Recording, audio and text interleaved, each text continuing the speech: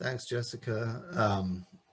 Yeah, I'm very happy to introduce this morning's speaker on behalf of the Baha'i Publishing Trust. This is a task I've been preparing for about 15 years. Um, John Hatcher, well, there's a lot I could say about John Hatcher. Better not. I've worked with John many years. In my capacity as an editor for the Publishing Trust, I have edited more books by John than by any other author without any close competition. Um, so I'll just say a few words about John. I won't ramble on too much, but I don't want to also pass up the opportunity to roast him a little bit in front of 400 people first thing in the morning. So, John, I think the best way that I can describe John as an author, as a thinker, is to say that he's an explorer. I think that John's books are a very generous exploration of our reality as human beings, and I think in really every book he's written, he is asking the most fundamental questions that we can ask about our existence. Who are we? What are we doing here? Why are we here? Is there a God?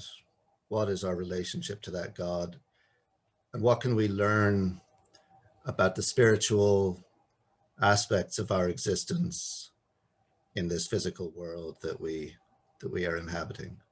And the result of all of this exploration, I really think, is a body of work which is unlike any other body of work in Baha'i literature. I really don't think there's anybody else who has a body of work like John's. And it's an extremely rewarding experience to read his books and to really grapple with the concepts that he explores in them. And I can tell you that from experience. I've probably read all of them, certainly not voluntarily, but I have spent a great deal of time thinking about concepts and wrestling with concepts that I would not otherwise have done. And in that way, it really has shaped my own thinking and my own understanding of the world we live in. And, I often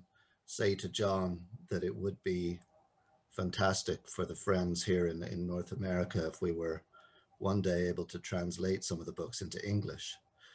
But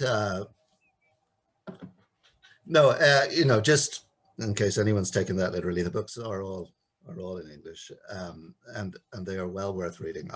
I'm not going to go on too much further. I'm not going to list John's academic credentials and all of that. There are many of those.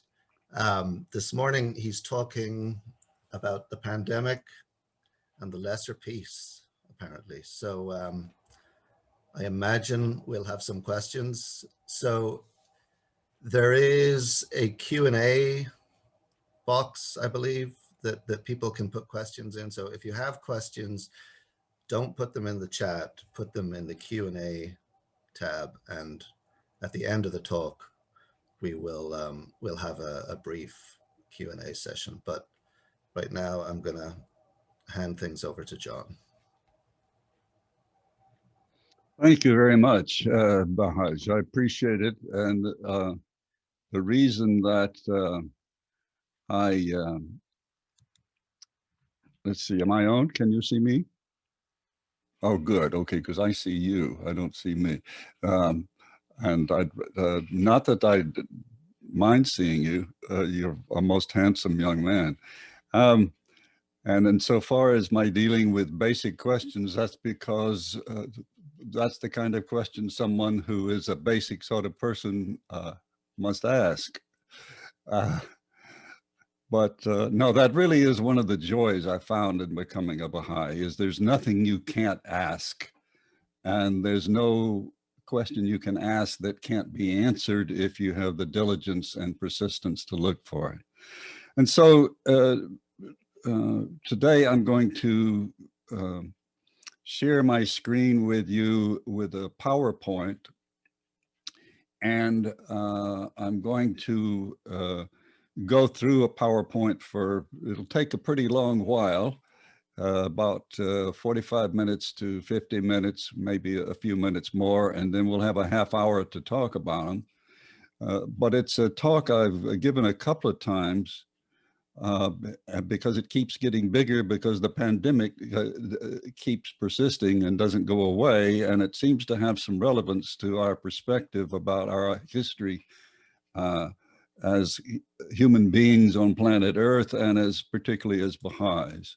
So I'm going to share my PowerPoint with you, and we'll begin with the pandemic and the path to the lesser peace. So that's the focus. It's on the pandemic, but what the pandemic might have to do with where we are in history, because Baha'is are exhorted to study history.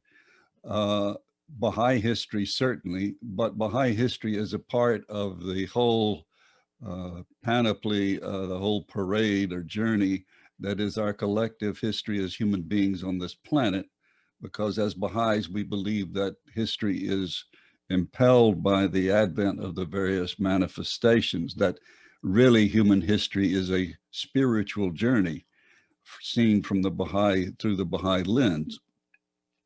So why the study of history is important? Because, as Baha'i says, it tells us where we are, hopefully, where we're going, how we got here, what are the protagonists in our collective history. And of course, from a Baha'i perspective, that would be the manifestations are some of the major protagonists, if not the major protagonist. Where does our story go from where we are now? Is the path predetermined, or can we have an effect on that outcome? That's kind of an important discussion insofar as the Baha'i concept of the advent of the lesser peace and the most great peace. And if we can have an effect, what can we do right now to expedite or facilitate our collective journey? Of course, the main question is everything going to be okay? Are we going to have a happy ending? And if you read the Baha'i writings, you know that we are assured that we will have a most great peace, and that's a good thing. So we should be happy about that, and yet getting there is not so felicitous a journey all the time. And of course, we are now in the midst of that journey of the formative age. So if we do a graph about our collective history, we begin at the beginning when planet Earth emerges in the creation of our solar system.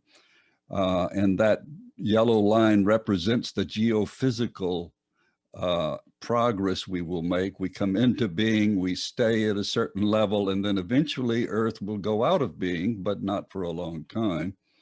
But our social spiritual history will ascend. It will get better and better, or at least that's what the Baha'i writings assure us. And so far, we've gone 4.5 billion years in our journey, though we as human beings didn't start until about here at the beginning, this first line there.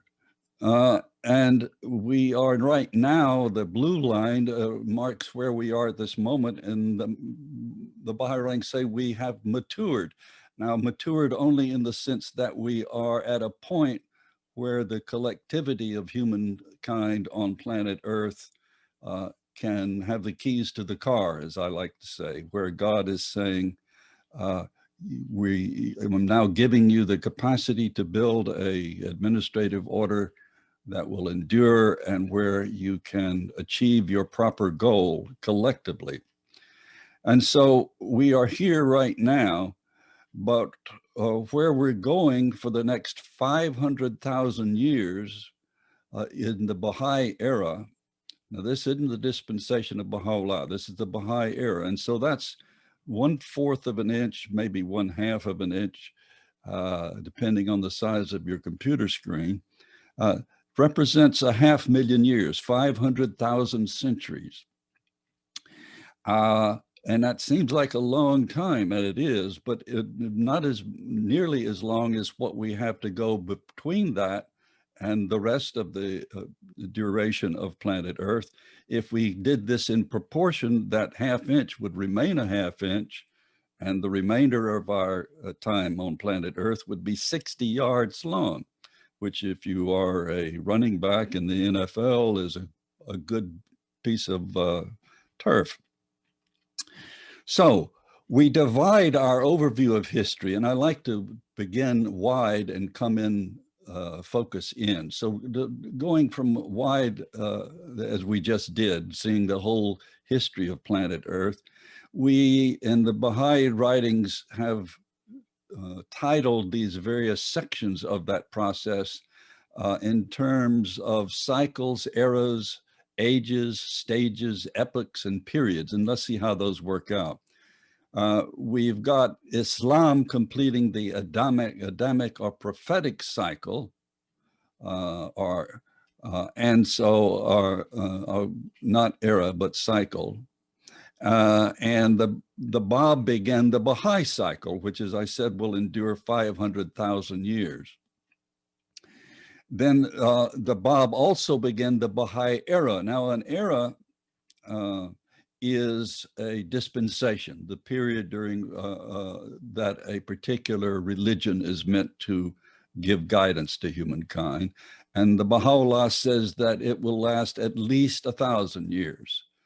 Now, it may go 2,000 years, who knows? But the point is at least that. And if it is that, then one way of looking at it is that's not so distant. When you consider the faith began in 1844, then it could be that as much as 15% of that time has passed. So in that era, the dispensation of Baha'u'llah, we have 3 ages. The heroic age, which has already occurred, and it's divided by the Guardian into 4 periods: the ministry of the Bab, the ministry of Baha'u'llah, the ministry of Abdul Baha, and then the 4th period when the Guardian wrote that, which was the development or evolution of the world order of Baha'u'llah. At that time, he wrote that 100, and God Passes By. He wrote that as an anniversary gift to the Baha'i world, a history of the faith. And then the formative age is the age we're in. Began in 21. We don't know when it will end, but it will end when the golden age begins. And that age is divided into epochs, and we are currently in the 5th epoch, which began in 2001 with the introduction by the House of Justice of the Institute process, framework for action. And then eventually we will approach the lesser peace. Now, this is what our focus is this morning or this evening, depending on where you are, the establishment of the lesser peace. So when will that occur? And then after that, we will have a stage that the Guardian describes of establishment, which will be a major turning point in the lesser peace, but prior to the golden age of Baha'u'llah. And that stage we will discuss in a second, what that means. And so we know that the golden age will endure at least till 2844, but we don't know exactly when that end will be. It could be a lot longer. So that's all those terms that are at the top are in this outline of the history of the Baha'i dispensation. So let's focus in on that a little bit with our same kind of chart, only we're focusing, notice, just to the Baha'i era, the dispensation of Baha'u'llah. So we began in 1844, the heroic age, the formative age, the golden age. And then right now we're in the fifth epoch, 2021. At some point, the lesser peace will emerge. And so we need to know what that is before we can get to the most great peace. So why do we need a lesser peace before we can get to the most great peace? Well, many of you probably know the answer to that, but for those of you who may not, Baha'u'llah in his letter to Queen Victoria said to effectively all the world leaders of the 19th century to whom he wrote, telling them that if they followed his advice, that the most great peace would come instantly. If they formed a pact and agreed to form global systems, then most great peace would come right as soon as they instituted such an agreement. But they didn't. And so he says, now that you have refused the most great peace, meaning refused to have it immediately, hold ye fast until this, the lesser peace, that haply you may in some degree better your own condition and that of your dependents. So in effect, this is his statement that you've given up on having it immediately. Now you're going to have a rougher trail, a rougher path. And that's what we're focusing on in this discussion, is what is that path to the lesser peace, and what role might the pandemic play in that journey? Now, one thing that's well worth noting, and that is we're talking about the earth becoming one country and therefore in need of a global or single infrastructure. Notice that Baha'u'llah doesn't say it will become one country. He says it is one country. It's an accomplished fact, and mankind its citizens. And since the earth is but one country and mankind its citizens, we obviously need a global infrastructure with all its attendant systems in order to have a coherent government and collaborative solutions to that planetary country we have become, our planetary community. In The Promised Day Has Come, the Guardian says that the maturation has been preceded by the infancy and childhood.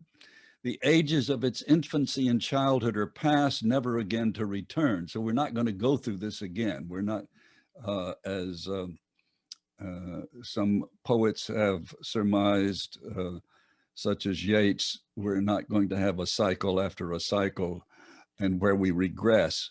That past will never become children again. So whatever apocalyptic things we endure will be part of a process of our progress, not a retrograde motion. While the great age, the consummation of all ages, must signalize the coming of the age of the entire human race is yet to come. The convulsions of this transitional and most turbulent period in the annals of humanity are the essential prerequisites and herald the inevitable approach of that age of ages. So it's this purging, as he calls it in another pass, is necessary. And it would not have been necessary had the kings and rulers come together when it was possible to do so, but it's no longer avoidable. So what exactly is the lesser peace as opposed to the most great peace? They're both peaceful, but the lesser peace is a secular construction, a secular global commonwealth, which is secured by an international pact. And Baha'u'llah describes the components of that pact in the Lawh Maqsood. And here is a quote from it that goes on for 2 slides here. The time must come when the imperative necessity for the holding of a vast and all-embracing assemblage of men will be universally realized. The rulers and kings of the earth must needs attend it, and participating in its deliberations must consider such ways and means as will lay the foundations of the world's great peace amongst men. Such a peace, excuse me, such a peace demandeth that the great powers should resolve, for the sake of the tranquility of the peoples of the earth, to be fully reconciled among themselves. Now, what he's talking about is that reconciliation will necessitate the creation of a mutual pact, which is called in the Baha'i writings a collective justice. And that collective justice is described in the continuation of that quote from the Law Maksud. Should any king take up arms against another, all should unitedly arise and prevent him.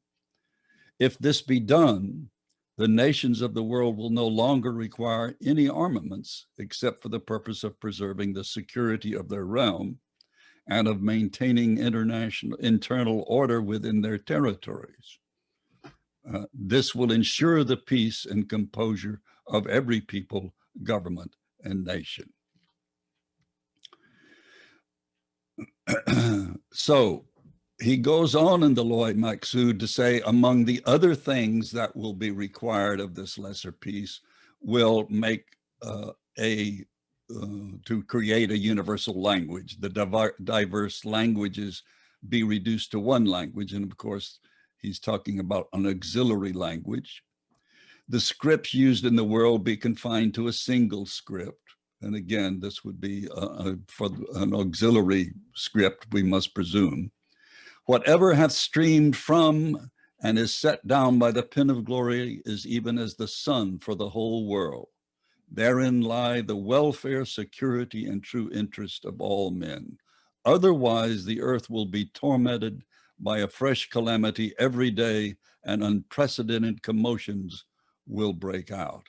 In other words, until we get the lesser peace established, that's what's going to happen, and we see it happening among us even now. Now, what will the secular government, the secular commonwealth look like? In two places in the World Order letters, the volume, The World Order of Baha'u'llah, the Guardian spells out what he imagines it may be like. He doesn't say this is what it will be. He suggests the Commonwealth must, as far as we can visualize it, consist of. So he's not saying this is what it will be. He's saying he imagines it will contain such institutions as the following bodies: a world legislature, a world executive, a world tribunal, and then an international force, which he goes on to say would be the constitution of which would be members or participants from all the nations of the world. Somewhat the same as the United Nations attempted when it dealt with such things as the Korean War, and to a lesser extent with the first Gulf War against Iraq when it invaded Kuwait. And you have here his descriptions in the World Order letters of how each body would function and what its duties will be. And I'm not going to go over those because I'm really focusing on how do we get to the point where we have such an institution, not exactly how that institution would function, especially since this is simply the Guardian speculation of what that might entail. Now, one thing worth mentioning, however, is the Guardian says explicitly that this will not be a Baha'i endeavor. Obviously, whatever we can do to accelerate our advancement towards that is great, but it will not derive from the Baha'i. It will be a totally secular endeavor, and it will come about as a result of the sheer necessity of bringing it about, not because the hearts of humankind will suddenly have become transformed. This parallel development will continue. Now, what am I talking about? A parallel development in the sense that the same time that this secular government is advancing and developing its institutions, the Baha'i administrative order will also be spreading throughout the world, and its institutions will be developing, though they will remain essentially the same. The local House of Justice, the secondary House of Justice, and the International House of Justice, or the Universal House of Justice, as it is now called. So you'll have this tripartite level of governance. And in fact, the Guardian goes on to say, as we'll see later, that the present day administrative order of the Baha'i Faith is the closest parallel system, or the closest system to being parallel to what the ultimate government of the most great peace will be like. So we come to the stage of establishment. What is a stage of establishment? The Guardian speaks of this not in any formal recognized sense of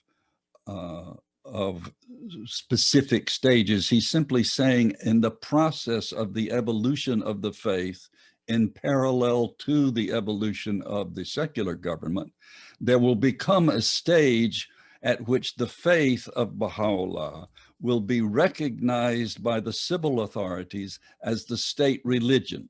And he goes on to say, similar to that which Christianity entered in the years following the death of the Emperor Constantine, where the religion of Christ became the state religion of the Roman Empire. And so wherever the Roman Empire spread, it spread Christianity with it.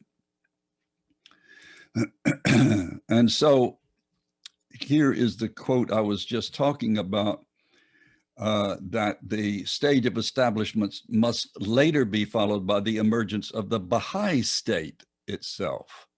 And this is a different thing. So in other words, this is the world order Baha'u'llah, the most great peace, if you will, a merging of these two parallel systems into a singular system, which he calls the Baha'i state, functioning in all religious and civil matters in strict accordance with the laws and ordinances of the Kitabi Aqdas, the most holy, the mother book of the Baha'i revelation, a stage which in the fullness of time will culminate in the establishment of the World Baha'i Commonwealth.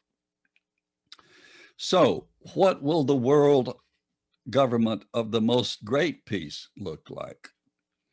And this is the quote I also have mentioned. The Baha'i Commonwealth of the future, of which this vast administrative order is the sole framework, is both in theory and practice not only unique in the entire history of political institutions, but can find no parallel in the annals of any of the world's recognized religious systems.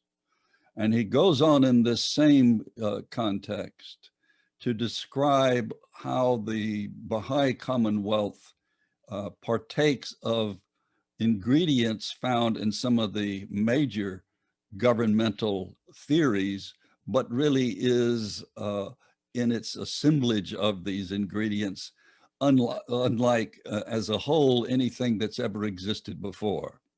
So this is the present day.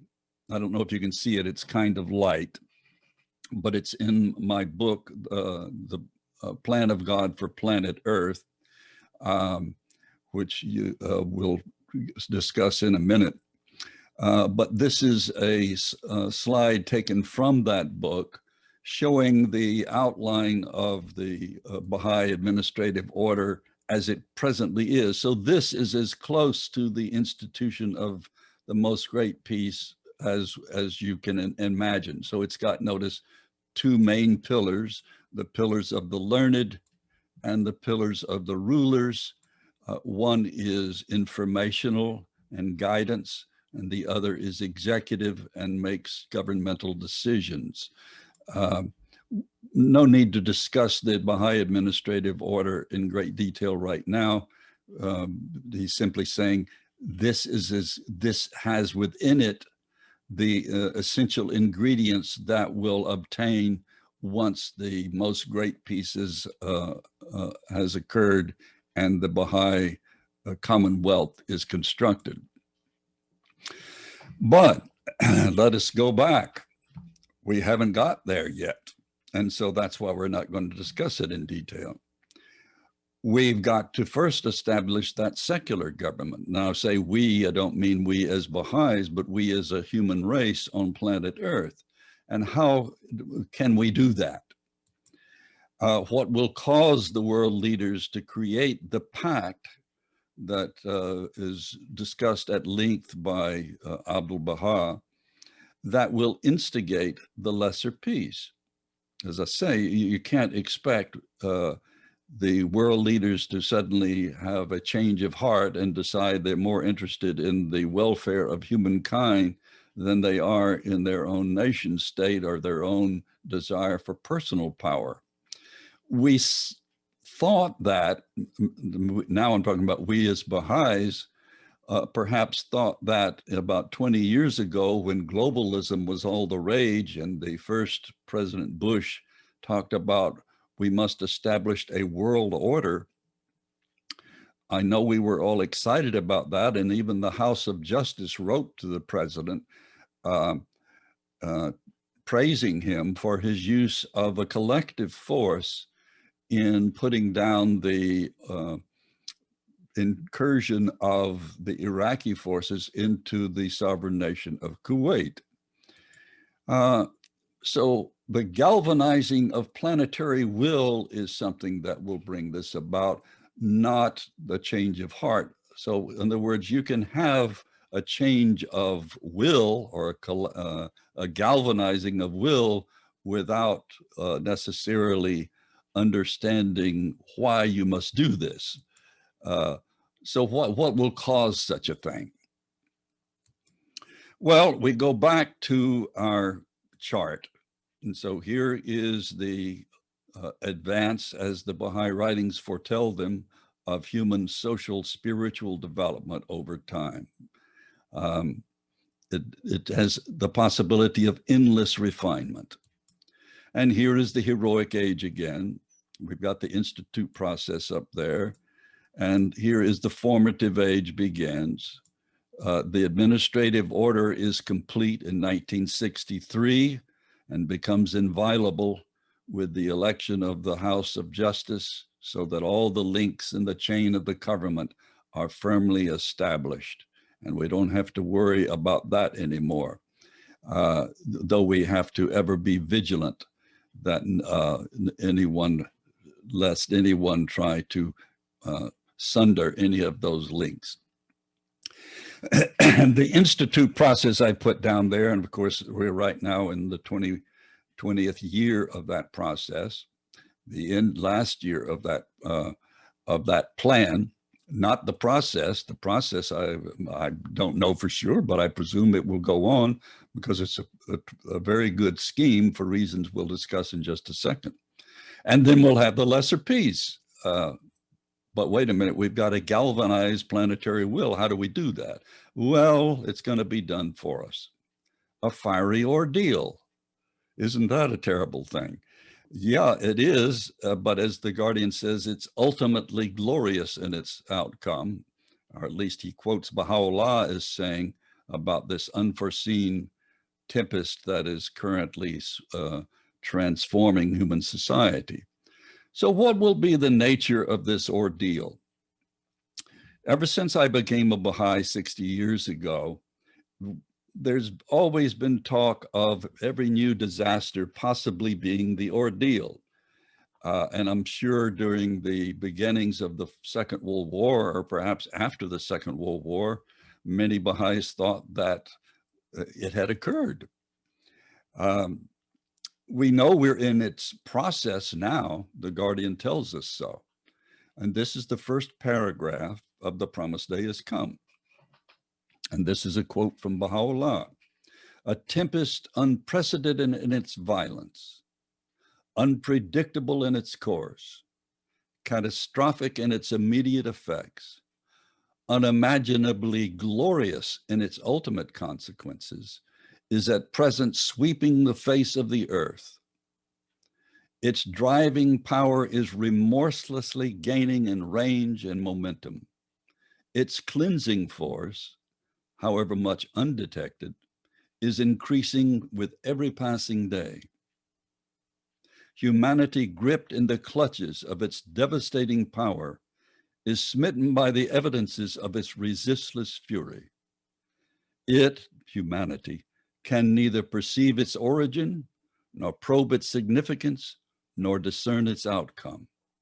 And of course, this is why, as Baha'is, we, unlike probably any other group on planet Earth, have a positive outlook regardless of how dire the present and the immediate future seem, because we know there is a glorious consequence and outcome. So can we avoid this calamity, and what should be our response as Baha'is? And the answer is no, we can't.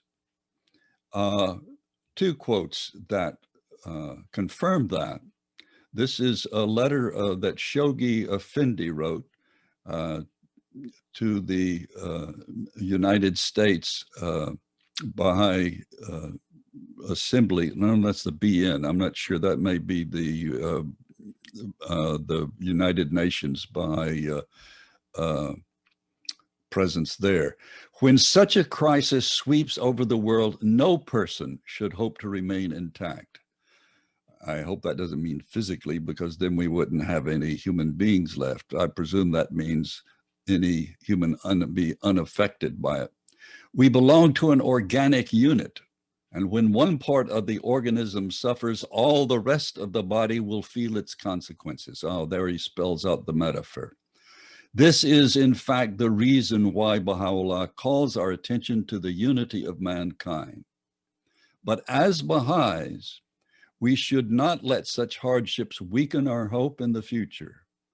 Read the last general letter of Shoghi Effendi, the golden age of the cause of Baha'u'llah, and see the description of the future which he has tried to put before our eyes. We may be suffering at present, but that will soon cease and glorious days will dawn.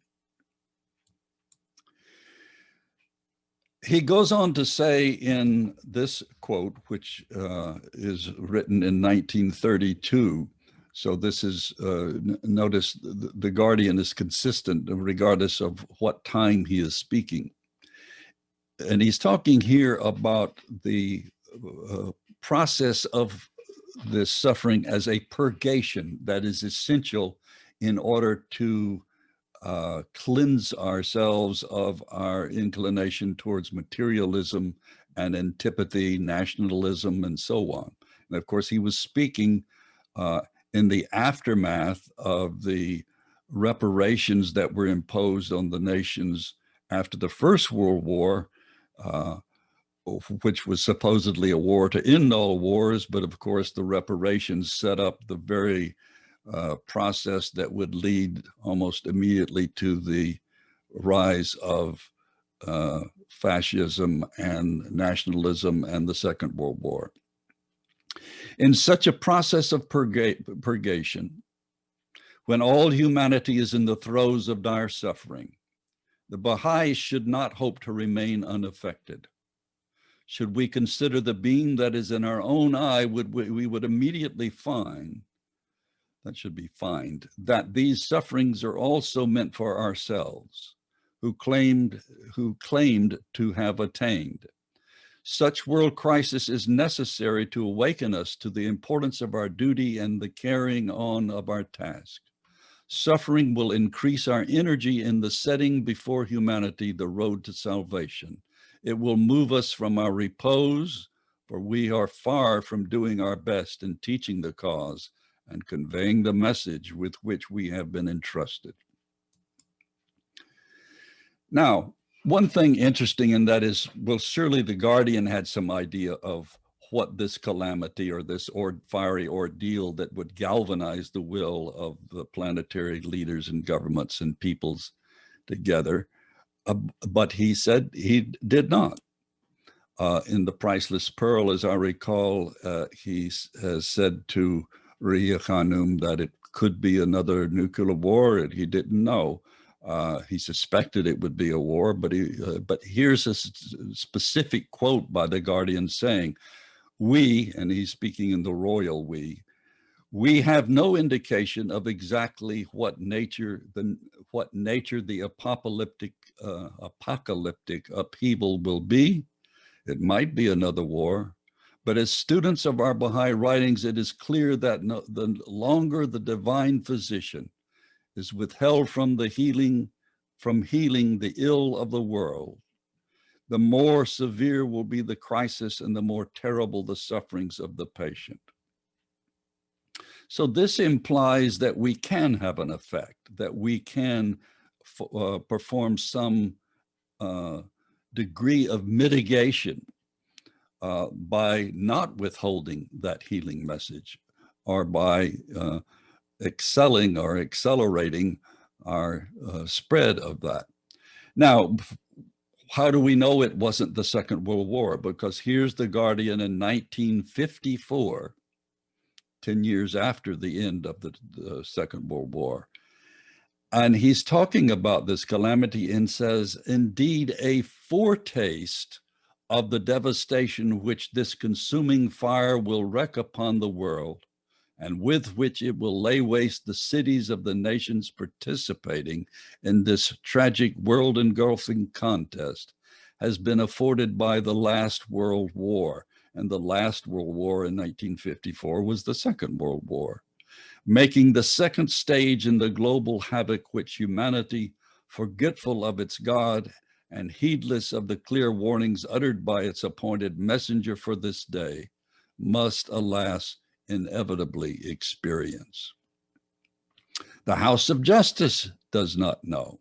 In 1981, it says, "We are instructed to say that although there is every reason to expect that the world will experience travails and testing as never before, we do not know what form these upheavals will take, when exactly they will come, how severe they will be, nor how long they will last." The House, and this is from another letter in 76, and this is talking about that. So therefore, since we don't know, it's fruitless and even counterproductive to dwell on speculation about what it might be. The House of Justice points out that Baha'u'llah in no uncertain terms has said, "O ye peoples of the world, know verily that an unforeseen calamity followeth you, and grievous retribution awaiteth you. Think not that which ye have committed hath been effaced in my sight." Therefore, it considers it would be fruitless to attempt to foresee what is defined as unforeseen. And that's, I don't know if they meant that as humorous, but it is kind of, how can you foresee what's unforeseen? Therefore, the best thing we can do is to focus on teaching the cause and constructing those institutions and agencies. And this is where the institute process is so important in doing this, in spreading the faith at the local level. But this is written before the institute process in 76. The House of Justice points out that calamities have been and are occurring and will continue to happen until mankind has been chastened sufficiently to accept the manifestation for this day. Abdu'l-Baha anticipated that the lesser peace should be established before the end of the 20th century. However, Baha'i should not be diverted from the work of the cause by the fear of catastrophes, because this is what was happening when they wrote this letter. Baha'is were consumed with discussing the calamity and were really being benumbed and unable to do anything else but talk about it. The beloved Guardian in innumerable places has explained the reason for these occurrences, and since they happen from time to time, as explained above, we should not be concerned as to when they occur. So As I've said, some thought it might have already occurred. The First World War, the Baha'is, and again, you've got to remember, Baha'i faith was going quite well during this period. The temple unity in the United States was busy constructing the temple. The League of Nations was formed at the behest of President Wilson, whose daughter was a Baha'i. But then that was undone by the oppression of winners over losers in the after the First World War, and also by the fact that the United States itself never became a signatory to that very promising first attempt. The Second World War, of course, brought about the United Nations. Perhaps that would lead to the lesser peace. And it had many of the trappings of the lesser peace. But it worked in the Korean War and the Kuwait, but it was undone by a number of things, the veto power, the lack of global commitment, and many other things, so that the United Nations, at least presently, is not a big player on the world scene. The Gulf War and the fall of the Soviet Union. This is when President Bush described a world order. Many Baha'is thought the fall of the Soviet Union, perhaps that would immediately betoken the beginning of the lesser peace.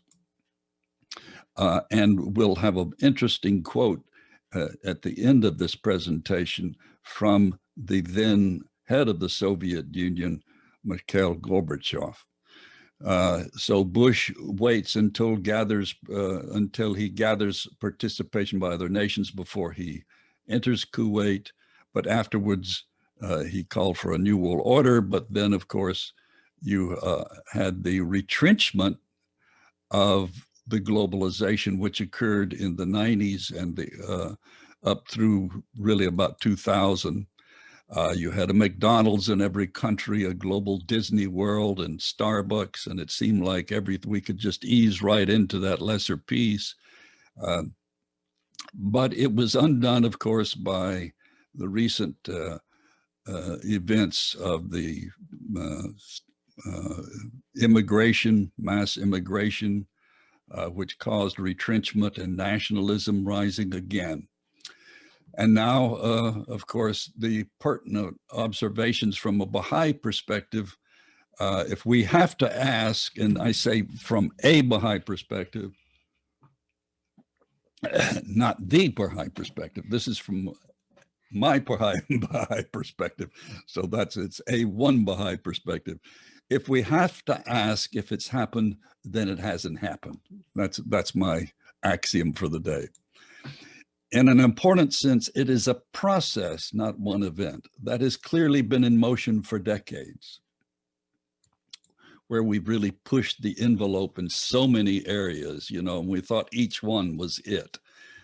Air pollution, global warming, pollution of foods, air, water, so on. Each erroneous or backward step by world leaders contributes to the impetus that will hasten the lesser peace, but also increases the severity of the turmoil it will inflict. So it's almost like the more we hold off the dam and stick our finger here and stick our finger there, the more grievous the water will be as it builds up behind that dam. All that we can do to create vital, spiritual, and autonomous communities will lessen its ultimate impact and provide assistance to the subsequent suffering of humankind, including ourselves. So, what does the pandemic contribute to our understanding? This is what my observations, you can take them as you wish. It was unforeseen, at least by the body politic in general. It is world engulfing. Sounds a lot like the fiery ordeal, because remember, fiery ordeal could be metaphorical. It's not necessarily going to be fire or explosions. It requires global collaboration. Could this galvanize the will of political leaders? Well, it's tried to galvanize a lot of them, but you have the insistence on many of them of looking at this from a national point of view. Our own nation, United States, the nation where I live, included, not the least of those. It demonstrates the failings of nationalism because, for a reason I'll explain in just a second, it just doesn't work. It does not derive, excuse me, it does not derive from the tyranny of one group or one nation. It's just its nature telling us we don't know what we think we know.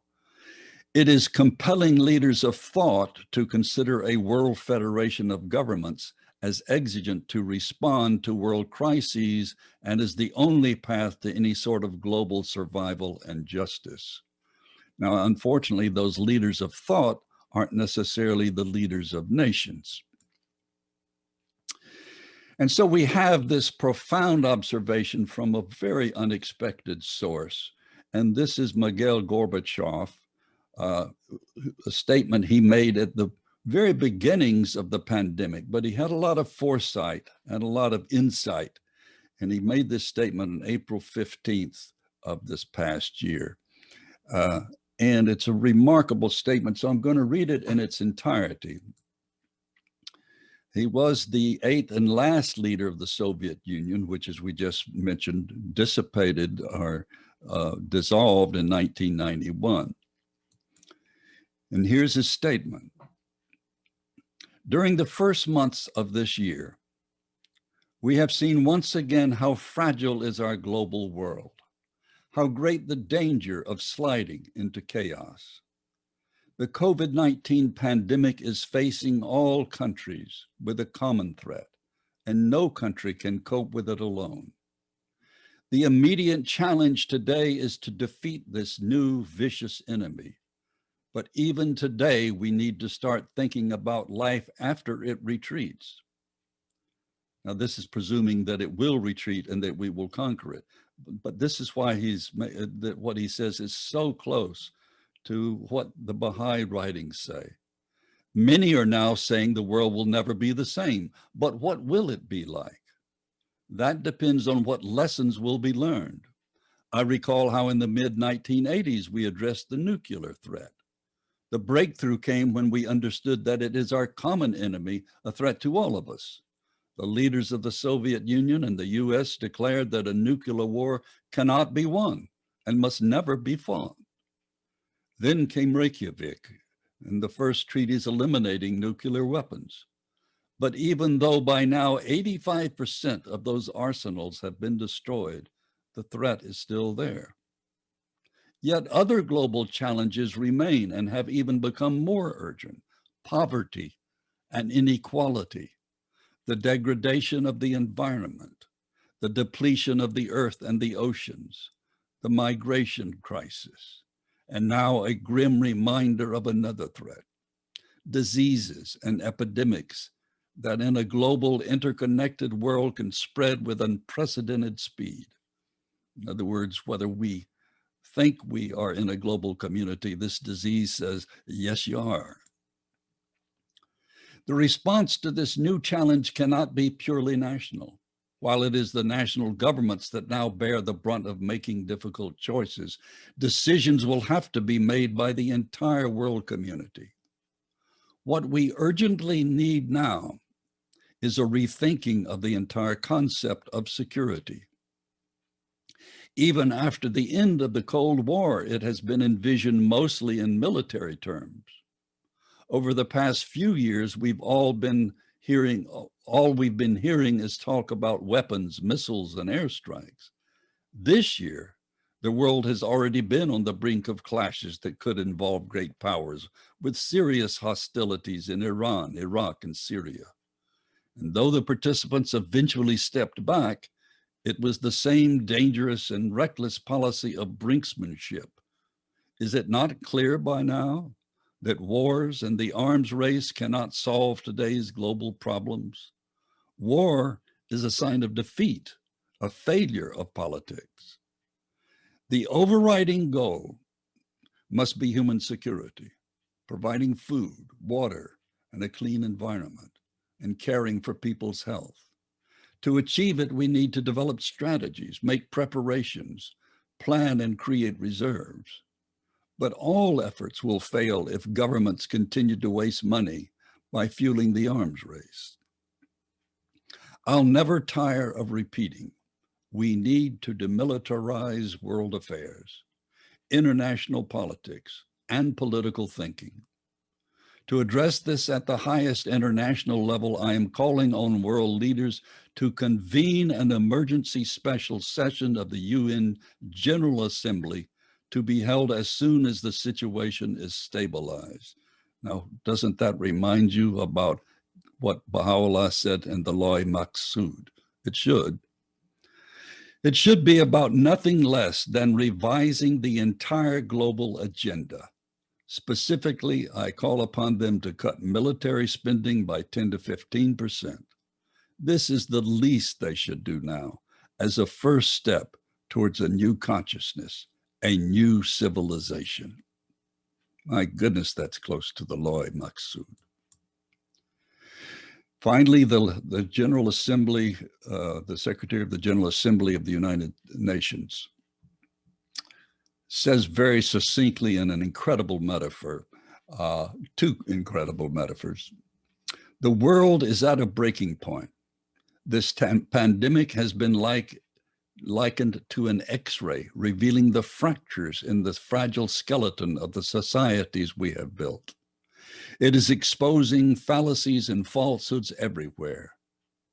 The lie that free markets can deliver healthcare for all, the fiction that unpaid care work is not work, the delusion that we live in a post-racist world, the myth that we're all in the same boat, because while we're all floating on the same sea, it's clear that some are in super yachts while others are clinging to the floating debris.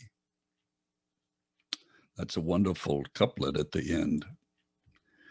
So, the ultimate impact and lessons of the pandemic. And this is the final point to make. Approximately 80% of a population must be vaccinated in order to achieve what is called herd immunity. And so we in the United States are saying, oh, if we can do that by fall. But wait a minute. So long as the virus is actively spreading anywhere in the world, it will continue to mutate, possibly beyond the efficacy of the present vaccines. We already heard that on yesterday's news. Presently, only the wealthy nations are able to provide the vaccine. For example, it is estimated it may take a year for the US to reach 80%. However, inasmuch as the pandemic by definition is a global disease, it will not be stopped or cease replicating and thereby mutating until 80% of the world population is vaccinated.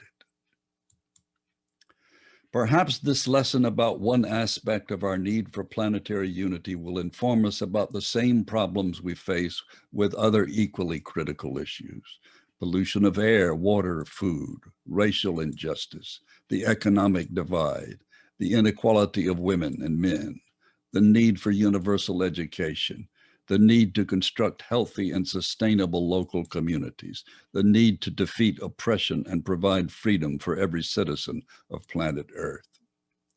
Some mitigation is possible, and this is from The Guardian in 1949. And this is what I've already quoted, the sense of this, and that is no doubt to the degree we Baha'is the world over strive to spread the cause and live up to its teachings, there will be some mitigation to the suffering of the peoples of the world. But it seems apparent that the great failure to respond to Baha'u'llah's instructions, appeals, and warnings issued in the 19th century, and we read that, has now sent the world along a path and released forces which must culminate in a still more violent upheaval and agony. The thing is out of hand, so to speak, and it is too late to avert catastrophic trials. And then there are these two recent letters from the House of Justice the past 2 months, on the calamitous state of world affairs and material sustainability of communities and the betterment of the world and the countering negative disunifying forces in November. Every institution, and this is from the November 3rd letter in 1980, every institution of this divinely created order is one more refuge for a distraught populace.